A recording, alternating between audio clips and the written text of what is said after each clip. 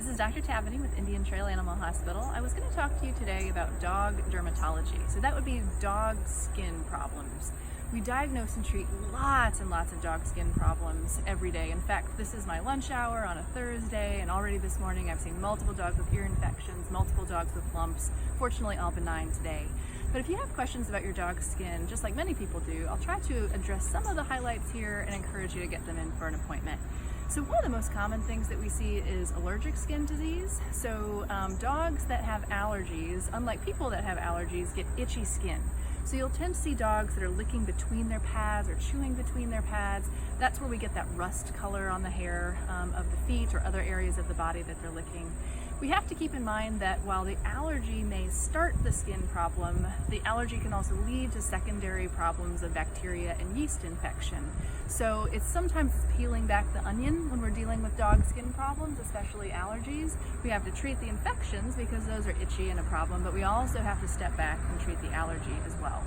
So if your dog is itching, biting, licking areas of their body, particularly their feet, then you might have some problems with dog allergies, particularly environmental allergies. I'm standing outside today on a beautiful sunny day as a reminder that although it's wonderful outside, the environment is a frequent trigger of dog skin problems.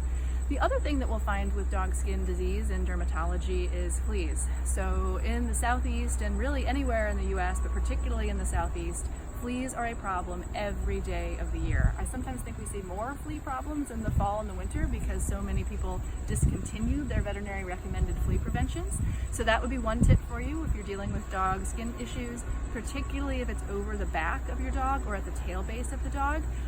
You might be dealing with a flea problem. Certainly we can help you with that. There are lots of products out there for flea treatment and prevention that we don't recommend because they don't kill every flea, and a female flea can lay 50 eggs a day. So that can lead to a big continuing problem.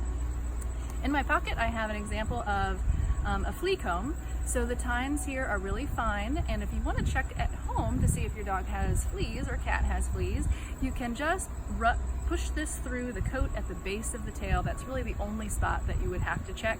That's where fleas do like to congregate, and you're looking not so much for the flea, but for the flea dirt or the flea feces, which is little black specks that would turn a background of a white paper towel that gets wet an orange or a red color.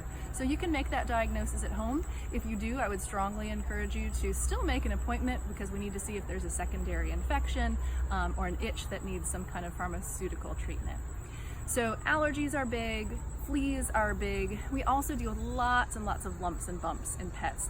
Everything from the little warty mass on the top of the skin to something under the skin that could be a problem, and even a cancer. So if you determine that you feel or question if you feel a lump or bump on your dog, I would encourage you to make an appointment. Fortunately, many of them are benign, but we still want to check and be on the safe side.